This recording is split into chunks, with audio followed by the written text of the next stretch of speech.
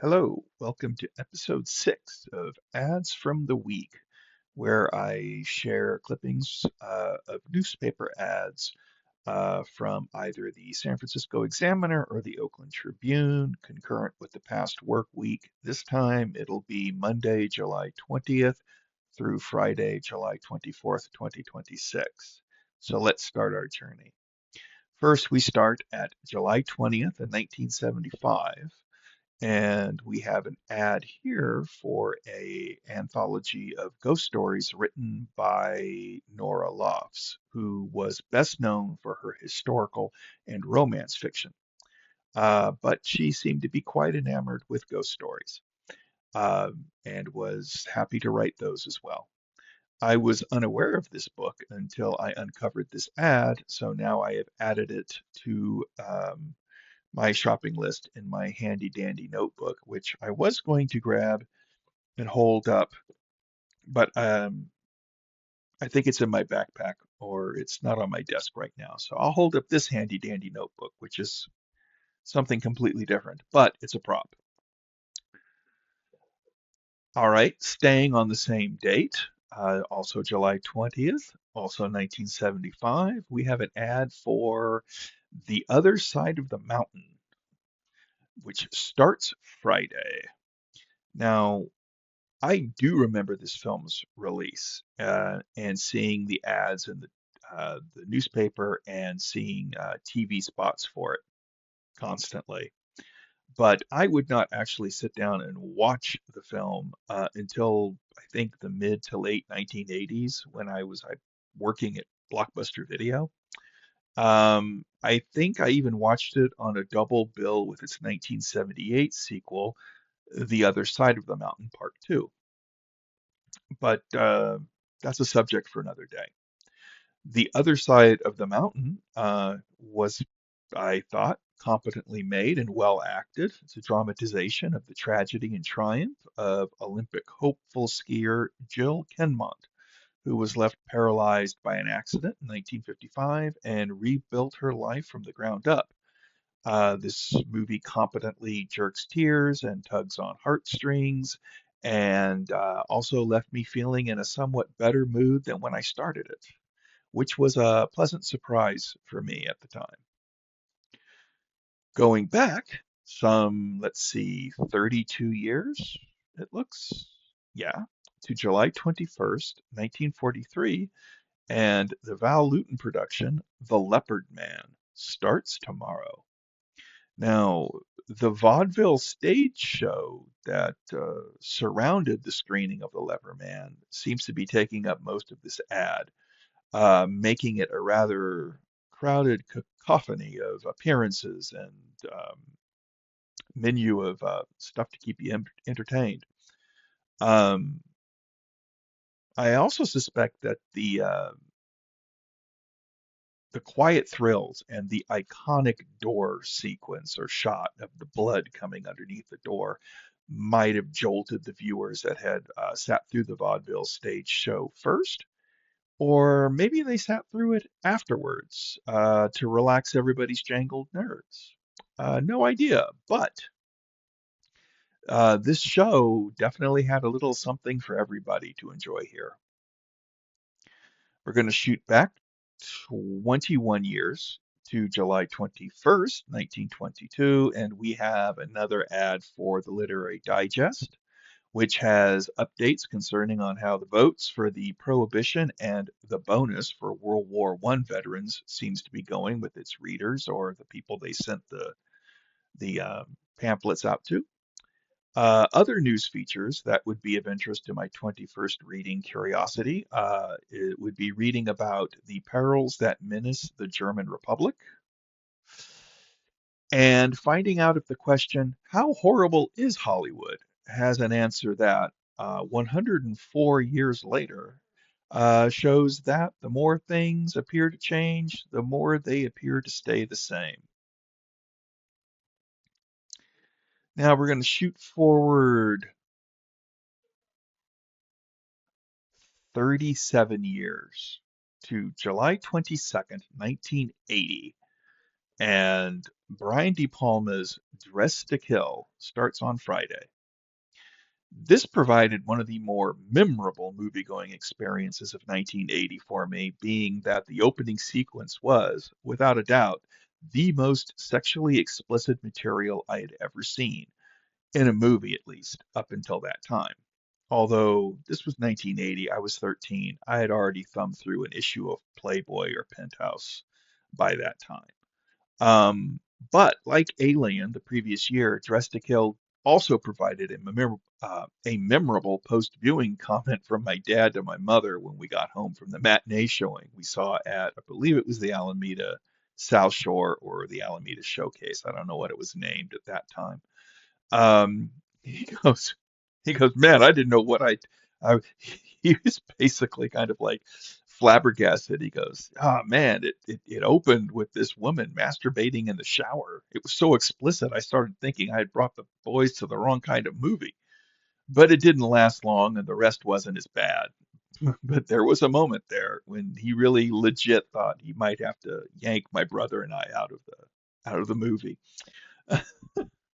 Um, I do think that this was the movie that made me a Brian De Palma fan. I had already seen the first Brian De Palma movie I saw was Phantom of the Paradise on the big that was on the big screen, and I do remember Carrie. But this was the first one that I where it was like the name Brian De Palma stuck with me, and I'm like, oh, this guy made this. Um, and while I can acknowledge and should acknowledge that there are aspects to the plot that are indeed very problematic in regard to its clear transphobia, the movie is also very tongue-in-cheek and laced with a heaping helping of blackly comedic irony. Um, Certain scenes are so slathered in comedic irony that the film really brushes up against the line of creative self-parody. Um, you know, it's really clear that De Palma wasn't taking this like dead serious. That he knew it was silly and was letting the audience know it was okay. John McCarty, in his seminal book Splatter Movies, uh, the last taboo, breaking the last taboo of the screen, said that Dress to Kill may not be Psycho, but it is certainly a very skillfully made and entertaining copy. And I agree. And I think I really need to add this one to my Blu-ray collection. This and yeah, a couple of others, but I might talk about those when the ads come around. Now we're going to shoot back. Oh, let's see. I have math. We're going to shoot back 57 years to July 22nd, 1923. And we have a stack of ads, three ads from different vendors vying for consumer coin, hyping that they have Harold Bell Wright's new novel, The Mine with the Iron Door, available for purchase. This novel was set in New Mexico, uh, and what? No, Arizona. Tucson. It's in Arizona. I got it wrong there. Um, yeah, that was the New Mexico was a um, different subject for a different day. Um, the book is evidently set in the Santa Catalina Mountains north of Tucson, and the story focuses on the adventures of a couple of old miners scratching out a living up in the mountains while also raising their adopted daughter. Um, Something else that might make the novel of interest to contemporary readers is how it offers a glimpse of Tucson and the surrounding mountains and desert as they were in the early 20th century. And it's evidently it was a very impactful book for that region. And much, I believe Wright also had written about Branson, Missouri, and another book. I think that was this he had done that. So he basically did it for Tucson.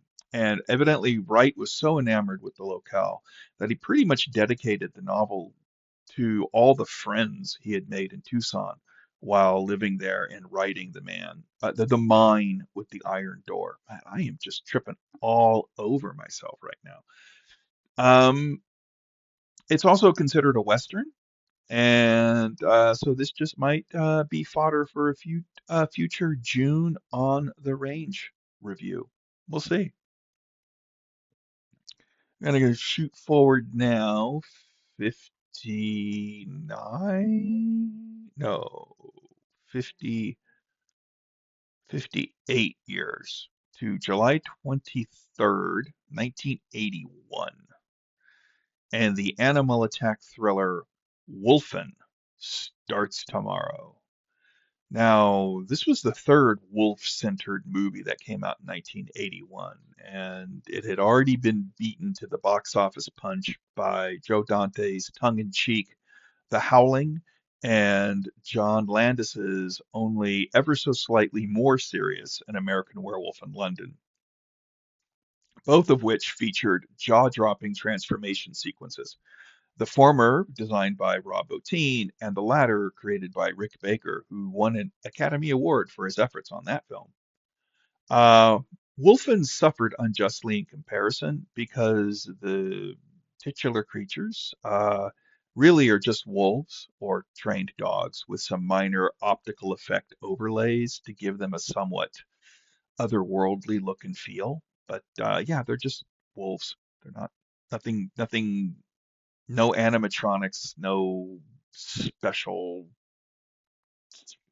cosmetic enhancements beyond those optical overlays. And in all honesty, I would say that Wolfman kind of looks and feels what a werewolf movie made by Christopher Nolan might look like.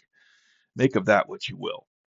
Um, Although the film did retain the setting, structure, and core concept of Whitley Strieber's best-selling source material, it created all new storylines and characters to populate said setting and navigate the twists and turns of a somewhat underdeveloped or muddled narrative. Um, I think, if I'm remembering this correctly, this is anecdotal though, that the movie actually was much longer than original, and the studio whittled it down to a manageable 2 hour running time. But I'd have to read more into that and confirm. But while some may have been disappointed in the lack of a more monstrous looking pack of creatures hunting the almost post-apocalyptic appearing Bronx neighborhood, which was not dressed. It was really that decayed and littered with ruins. It was one of those things where it's just like, yeah, the box office or the production design, bang, they just shot in one of the most just ramshackle areas of New York City in the late 70s, early 80s that they could find. Um, that did a lot of the heavy lifting, and the movie worked for me. And in fact, I think of the three films, it's the one I really love the most. I really enjoy it. Um, I did see it at the Parkway in Oakland, and I saw it on a double bill with Escape from New York, and they paired beautifully. Um, I could even envision them taking place in the same universe, and it could see a whole like subplot or sequence where instead of the crazies coming up out of the sewers, which is fine. I mean, it's a great iconic moment, but that it's actually the Wolfen that's like chasing after or that at some point the wolf, Snake Plissken has to fight the Wolfen. You could see that. You could just see it. I mean, the movie's just really paired well. So, yeah, talking about it makes me want to sit down and watch it again. So, okay, let's go back now. Let's see. We're going to shoot back 3 years, it looks, to July 23rd, 1978. And here we have an ad for Chesapeake, which is another massive doorstopper historical novel from James Michener, available in hardcover at your local bookstore. I've only read, I think, three Michener novels. The first I read was Space, which I read, I think, in 84 or 85. And then I read Poland in 86. And 2 years ago, I read Sayonara, which was made into a movie with Marlon Brando, although they did change the ending. Um, I don't know if or when I will ever pick up another Michener novel. I mean, they're pretty hefty. I always, I'm tempted when we go on like a cruise to Hawaii or if we go to Alaska or something, to read the book but I don't know if I'll ever get around to Chesapeake. It's who knows? I might pick it up, I might not. But 1978, it was a new release and it was a bestseller. Now we're going to go back 18 years.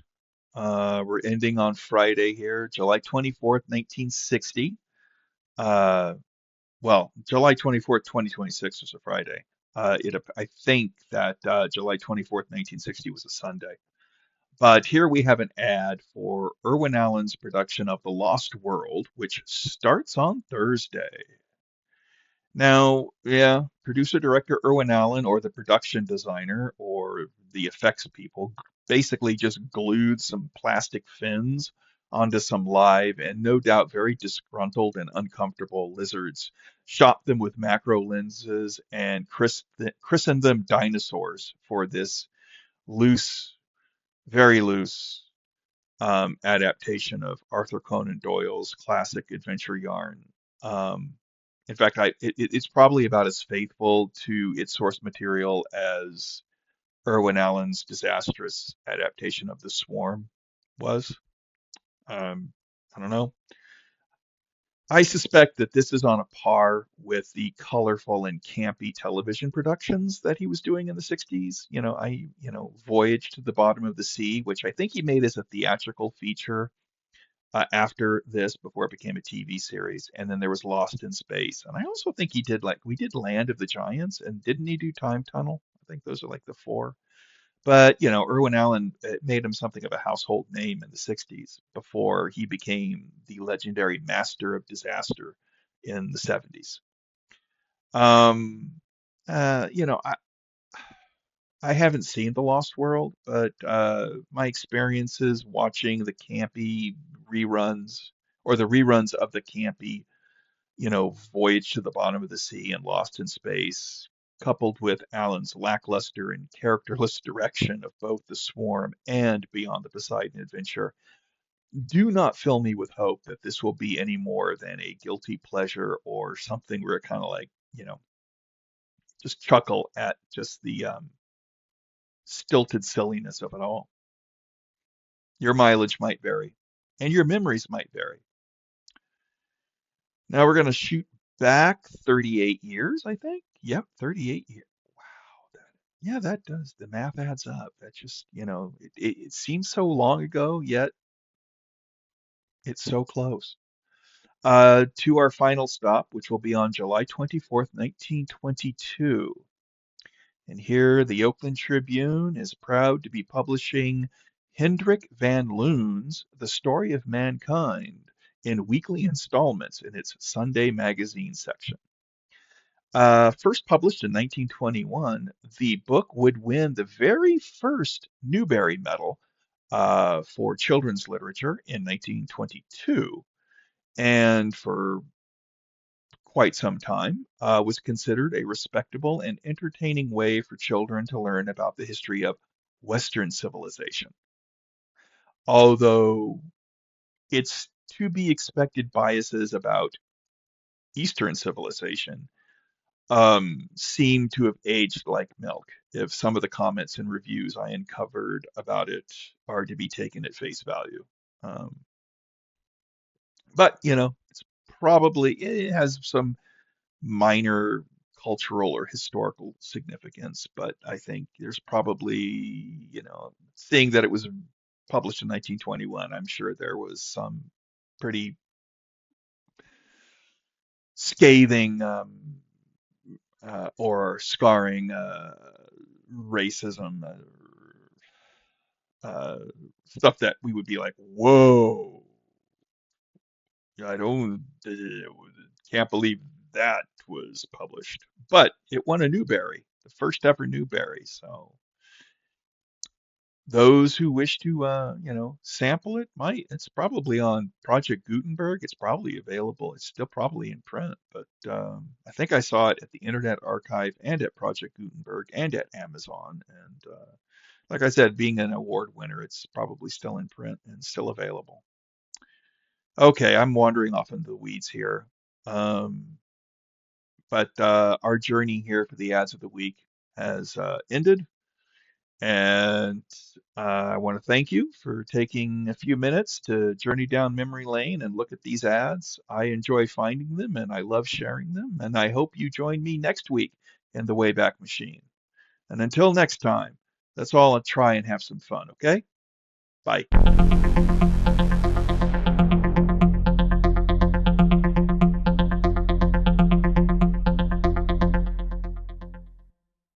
Enough is never enough.